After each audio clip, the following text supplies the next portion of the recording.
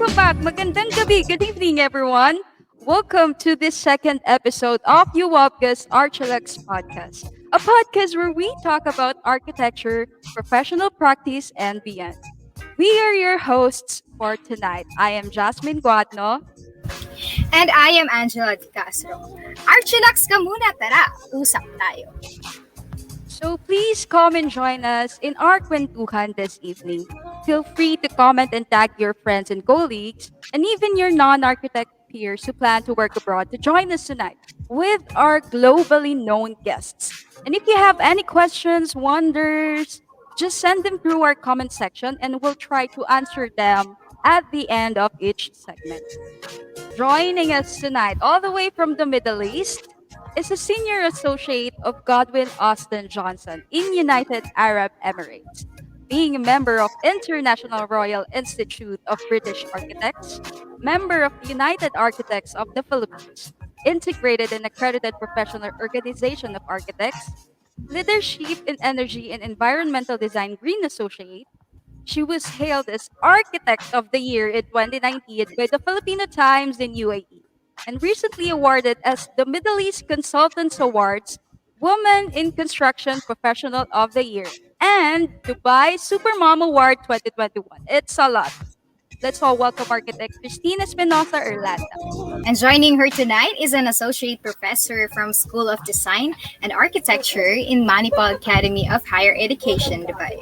Awarded as the best professor in traditional architecture studies in the Abu Dhabi Education Leadership Awards in 2019 and having part of various exhibitions featuring his watercolor paintings in numerous countries including UAE, Italy, and Malaysia. We have Dr. 𝗔𝗿𝗰𝗵𝗶 Paniker.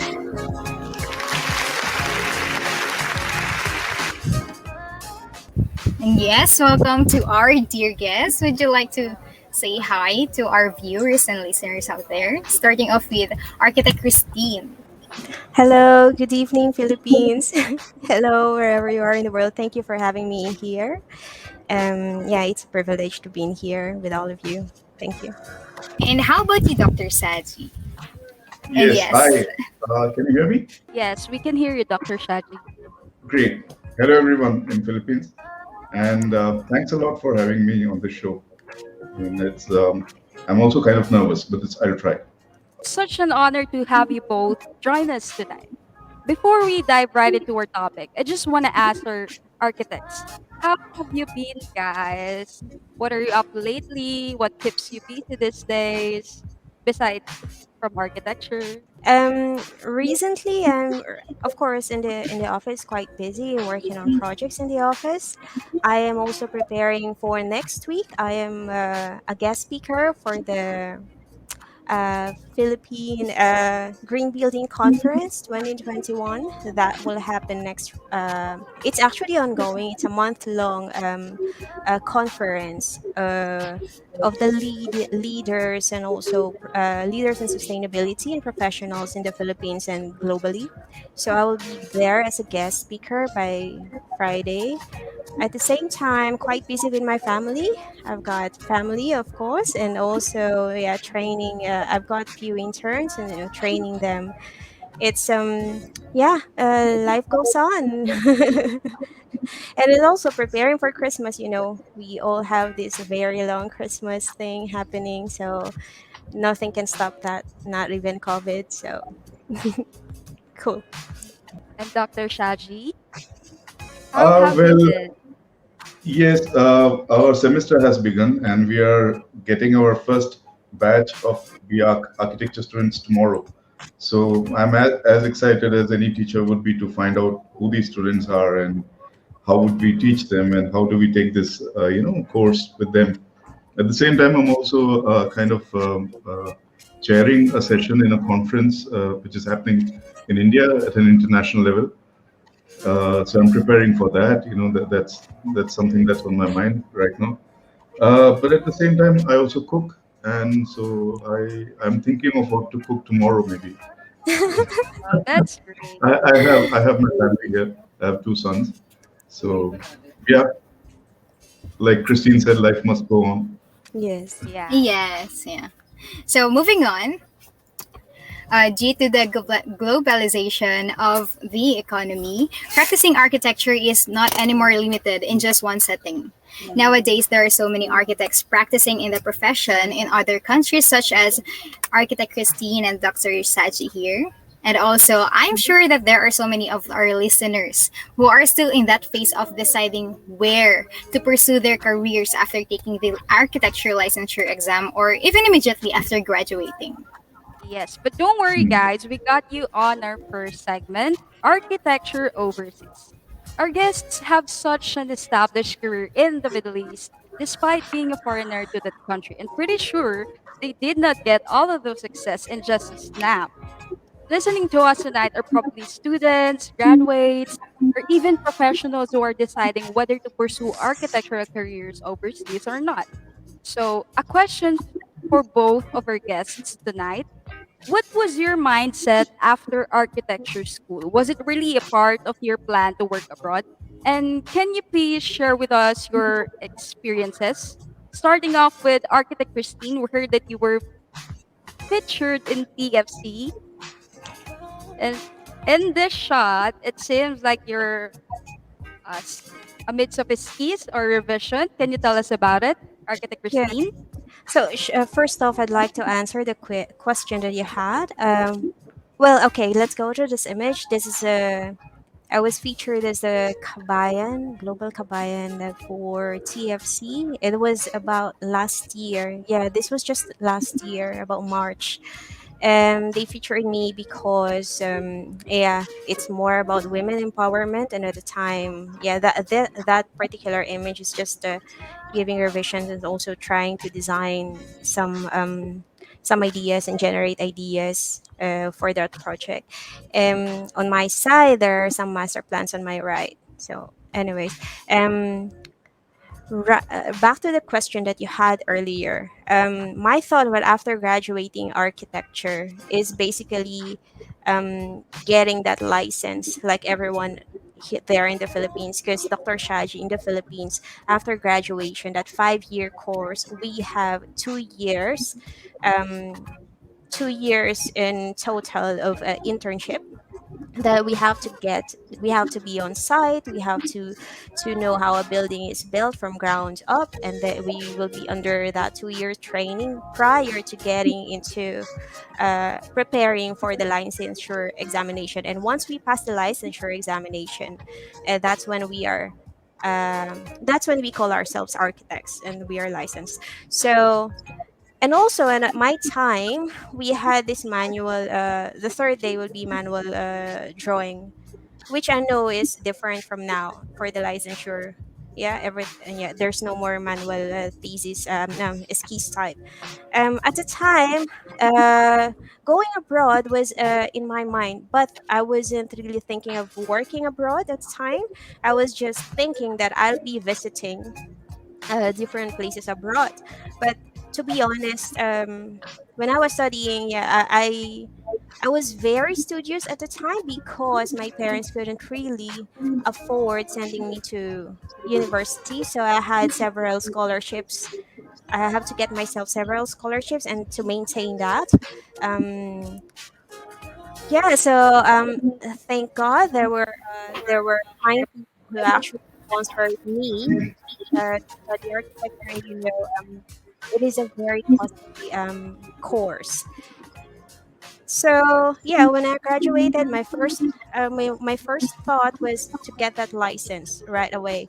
And during that course, during that time, one thing that I would say to everyone that has been asking me is that during that 2 year time, don't just use that for the training in the offices, but train yourselves as well.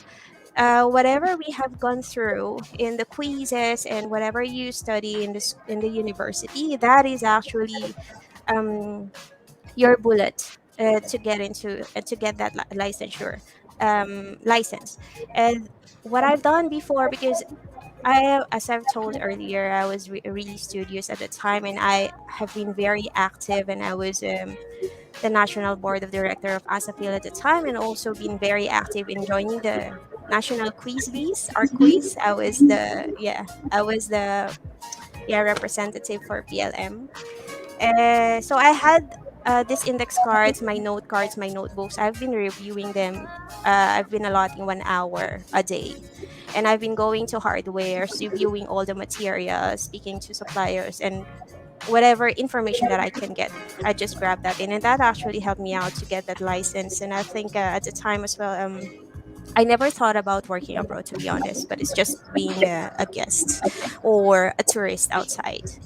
And that because money was a challenge for me at the time. So yeah, that wasn't really part of it.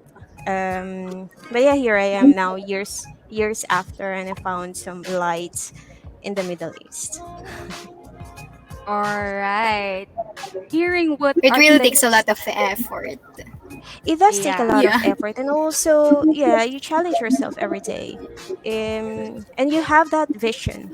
After graduation, I have that vision. I would be somewhere, and I would have the first thing that I thought of, but why I did study architecture, is that I would want to leave something behind when my life ends. I don't know. It's quite morbid, but Mm. it's reality. You want to see something built, and you want to contribute that creativity, be accepted by people around you, and also people living. People you don't know would be able to appreciate whatever you create. So that's actually the good side of being an architect, and that's something that I really enjoy. that's a lot. Hearing Yes. architecture scene is quite overwhelming, but you just have to be an architect through planning and mapping things out. And how about you, Dr. Shaji? Can you also share with us your experiences working abroad? If you go back to the question, what did I plan after doing architecture? I'm quite the opposite. In fact, I fell into architecture. I didn't think that I would become an architect to begin with. Yeah. So, going to an architecture school was not in the plan at all. There was no idea of being an architect. I was more interested in the fine arts. Can you see behind? That's what my interest was essentially. So I wanted to be a painter or a sculptor. And then one of our Oh wow. relatives and one of our, my father's friend, he said, "Why don't you try this? Architecture, so you can do that." And because the whole idea of an artist, as it happens in most cultures, is that he or she will die penniless with lots of paintings which are not sold and nobody will know. And once he or she dies, then the paintings will become famous. So that kind of picture, you're quite vulnerable when you're at that age, and when somebody paints a picture like that, you're scared to take that step. So I was quite reluctant to take that. So when somebody suggested, "Why don't you try architecture?" That's how I literally tried it, architecture. We used to have something called an entrance exam, and so I went with a pencil and a paper. That's it, just with a pencil basically, and then did some sketching and came out. I forgot about it. And then in the merit list, when they put that merit list that who's been selected, my name appeared in the first list itself. So I was kind of shocked and kind of happy because I was not sure what to do. So that's how architecture happened to me. So it was not like I had planned it. That we come across some students now who say that from the age of 5 I wanted to become an architect, and I'm like, wow, that's dangerous planning. So so nothing like that. I just fell into it and then started swimming. First year, as you know, a freshman would know, is very beautiful because you are doing all sorts of things which are not necessarily connected directly with architecture, but you're painting, you're drawing, you're doing it, you're fooling around basically. But so first year was good. I thought this is how it's going to be, and then the challenge started from second year, third year, fourth year, and then I realized this is some serious business. We can't just pass this. And then I started getting really interested in it. So, it took a while for me. Maybe by third year, I realized that this is a field where you are extremely responsible because, I always say the line that you draw on paper uh, actually gets built. It becomes a wall, and that wall can divide people, can divide families, can divide nations. So you have to be extremely careful of what you do with that line, and that kind of realization that that you're responsible for human beings and their existence kind of put that seriousness in me. And then I realized that bachelor's is not enough. You should do something ahead in after that. And that's when I started thinking about the possibility of a master's. But like I do relate to what Christine said, money was an issue even for us. So so I had to bank on my father and my family basically. So went on to do a master's by research. So I didn't want to do design. I thought I'll do research for a change. Let's see how it goes. And then it was a struggle because research is not taught to us essentially. So not in a serious manner. So I did masters by research, and then I presented a paper, and then went on to do a PhD. So that automatically takes you on a mode where you are getting into academia, where you are teaching. Because even as a PhD grad student or a candidate, you have to teach. So teaching became interesting, especially to an Australian, crowd. So that's where the whole idea of studying outside and connecting with people from different cultures and different languages made sense. And I thought it was not so bad as I thought it was. It was beautiful, in fact. So the experience really, I grew with that experience. I think I'm still growing. And then life brought me here to Dubai. So that's my journey, in short. So, as you mentioned, Dr. Saji, speaking of studying and teaching, in this images, you seem to have gone to Australia way back to study and work there, I believe.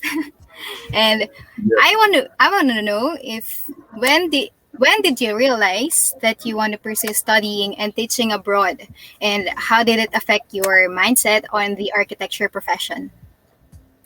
Well, like I said, at the third year level, we started becoming serious about architecture, and I was in a bunch of students in which two or three were extremely studious, and three or four of us were not very studious, but we were interested. We wanted to do because we fell in love with architecture in a way. It came to us slowly, but when it came with a bang, and then we realized the importance of it. So then the four or five of us, very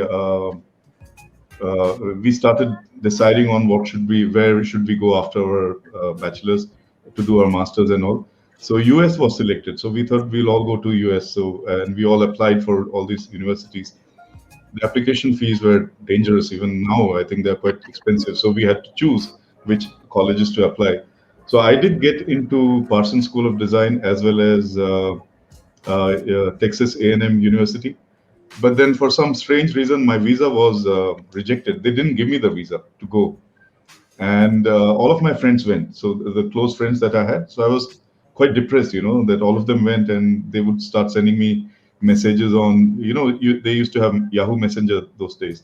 So they used to send me messages that, such a nice campus, you should come. When is your visa coming? And blah, blah, blah.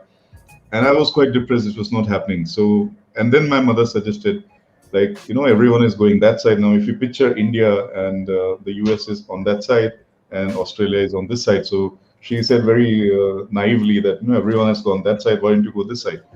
I said, what, what kind of logic is that? But then it worked out, So there were some universities who were coming to the city where I lived, basically like an education fair. And one of the universities was University of Newcastle, which is near Sydney. Now, this is not Newcastle, the picture.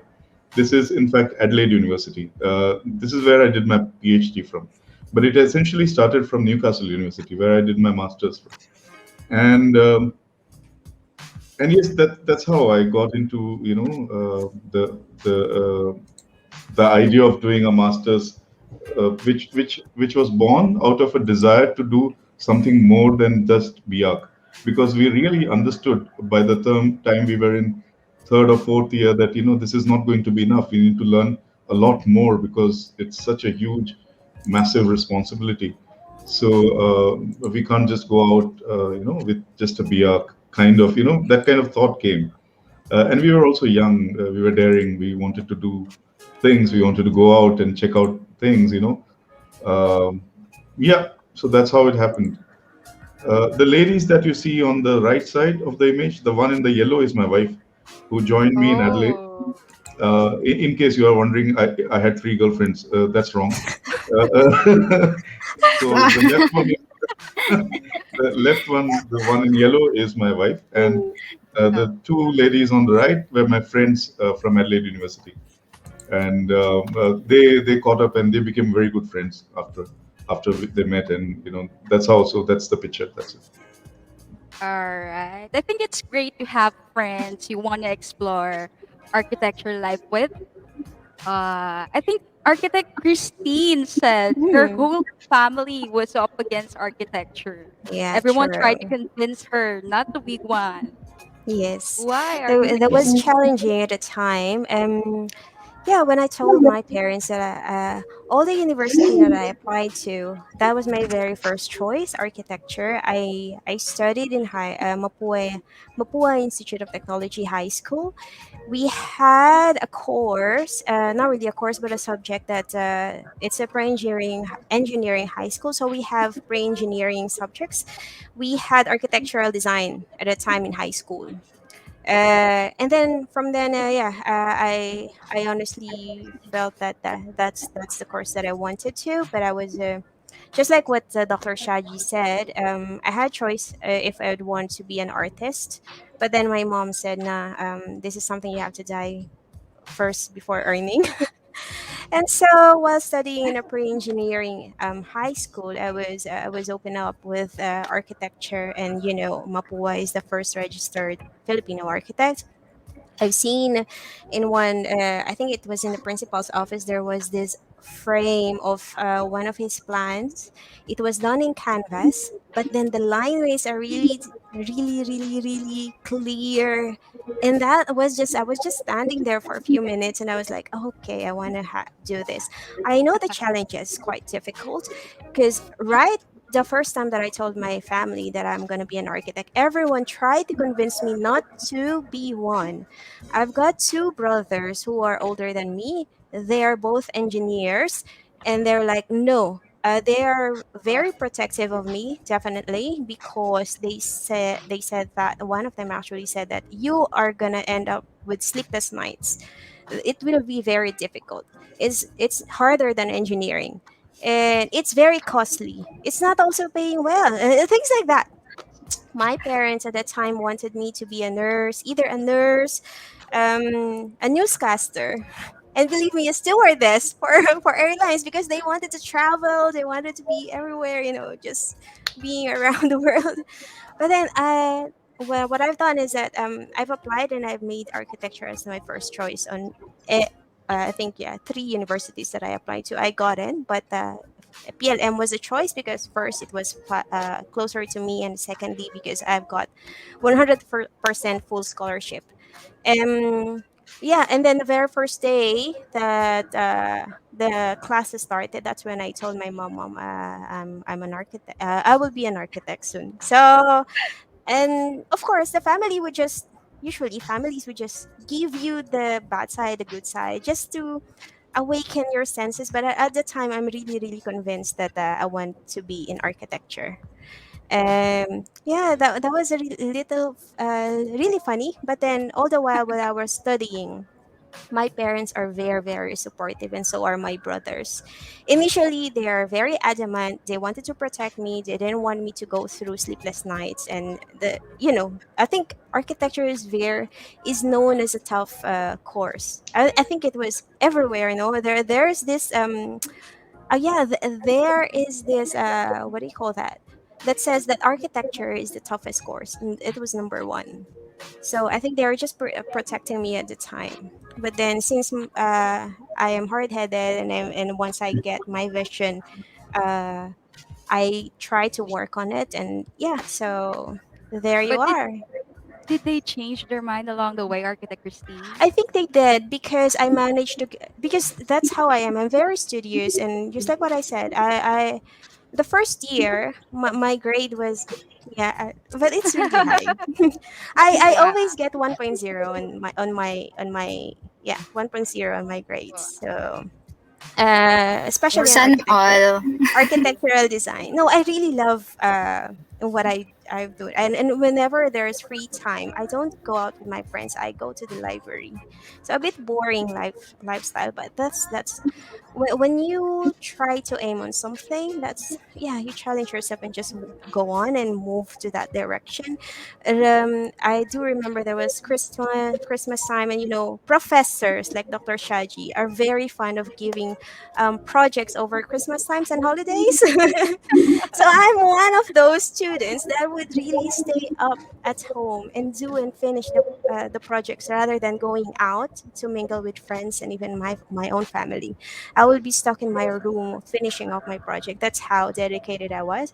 And during the time when I was studying architecture, I was yeah, representing my university to art quiz in the university in the Philippines. We had a nationwide quiz bees wherein our architecture students would be there, and also I became the national board of director for Architectural Students Association of the Philippines, and I think I was Wow. the youngest at the time.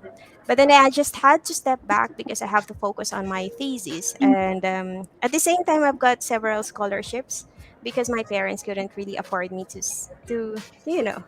But then it was very me studious, and now I'm yeah. So I think all the hard works paid off. All the challenges that make me as myself now, and all those trainings that I had, those sleepless nights, the part where I get to choose whether I'd go out to a Christmas party or go out mingle rather than work on my so everything is actually paying off, and yeah, and it was a really good yeah, I think a journey, if you say Yes. so.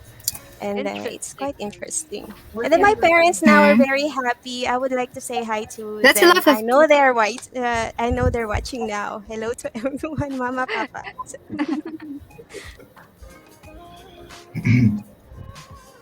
that's a lot of dedication indeed. I wish I had mm, that dedication, even you in this will. midst of pandemic. I think Well, you going will. back, Yeah, yeah, you're I starting on wish your I first will. year, but I bet if you want an easy life, just like what Zaha did said, architecture is not for you. So yeah, I think that's the Yeah, it is honest, tough. very honest person. So It is tough. It is really tough. it Yeah. is tough and It's challenging. very true. Hmm. Yeah, and going back to Dr. Saji, aside from teaching and doing research, we heard that you also explore your artistic side, which Yeah. I can see at your background, Doctor, that there are so many sketches and paintings. As we have Yeah. seen also these samples here in these images, can you tell us about your hobbies and how do you balance it with your academic and professional life? Well, yeah. Oh, okay. Those are my sketches. Yeah. I've been drawing, for a long time. My mother tells me that, as a kid, I used to draw a boat on the floor. This is when I was not talking, I was not speaking. So I would draw a boat on the floor and then sit inside it and row, and then cry because it's not going anywhere. So so that was the so that was something crazy, but I think that sense of scale, what my mother was trying to tell is that I used to draw a boat which was in scale with my dimensions. So that was there. So I used to draw quite a lot, so I've got so many of these sketches and drawings from childhood, which somehow I have kind of managed to, save. Thankfully to my parents also, because they kept these drawings in a folder without me knowing. Because as kids, you just draw and throw away, right? You don't really have the idea of documenting them or saving them. So, but my parents were, I think they saw something in it, so they used to keep. So all these drawings that you see, the lower ones, especially the lady with the lamp on the right side below, it's a very old painting. It's a watercolor. It's one of the first or second watercolors that I did on a paper which I didn't know there were watercolor papers. So it's a very normal bond paper on which you paint, print, but that's what, so it kept me interested, in the whole idea of techniques of watercolor or any other medium that I might be using. So I was always interested in art, and in school, not in architecture school, in school, the usual school, I had really good art teachers who would hand me all these fat books about Renaissance painters and their styles and techniques. So uh, I think they saw something, and then they used to encourage me, um, and encourage me to take part in competitions which were for older students, and I would win them. So win them by huge margin also sometimes, and they would be there's a lot of encouragement, indirect encouragement happening from teachers. So I really thought that I would become a painter. I still feel sometimes I might become a painter. I'm not too sure. We cannot be so sure about life, but still, so I've kept that alive. So every time there will be a sketchbook with me, there will be a pen in my hands.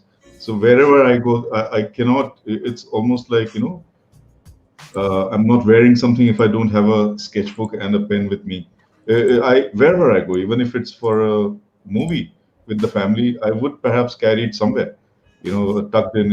Even if it's a small sketchbook, lots of these tiny ones. I carry them, so it just sits in your pocket. So and then there's a pen. So you just record. The whole idea of recording. It's not to make a drawing beautiful, but the whole sense of taking down notes by drawing it.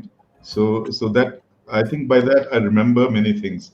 I think it's one way of remembering. I think that's how I would put it. So yeah, I do a bit of art. Yes, when I get time, that is, and. Especially after coming to Dubai, I did realize that there's a market here for exhibitions and all that. So then I got in touch with some of the friends that I made here, the artist groups and all. And it happened. So a few of those painting exhibitions happened because of that collaboration, basically. Well, yeah, right. Despite the technology, of course, it's important to know the manual principles and skills in our field. And, well, am I right, Ate Jess? It's, Yes, you're right. We all must start with the basics. Speaking of yeah. hobbies, going back to Architect Christine, we Mm, also heard you're an illustrator as well. You've illustrated this Mhm. book, The Pearl Diver's Son, and accordingly, you seem to be delighted when you joined the penny coloring contest. So please tell us about your interests and hobbies as well about this yeah. Pearl Diver's Son. What you have in here on the left of Pearl Diver Sun is actually available now in Amazon. It was Oh, yeah, it was just early this year. Uh, it was launched during the Emirates Literature Festival. The author Julia Johnson is quite a famous and prominent children's story book writer here in the Middle East. So they together with her husband actually contacted me and asked me if I can do some illustrations for them. I did had to apply for it and submit some of my sketches. As you know, last year I was one of World Art Dubai emerging artists. Yeah, we were part of the top 10 emerging artists that was introduced last year, and then earlier this year, yeah, and then for Diverse on. The story is quite interesting. It talks about a bit of a history on what happens here for the pearl diving industry here in the UAE.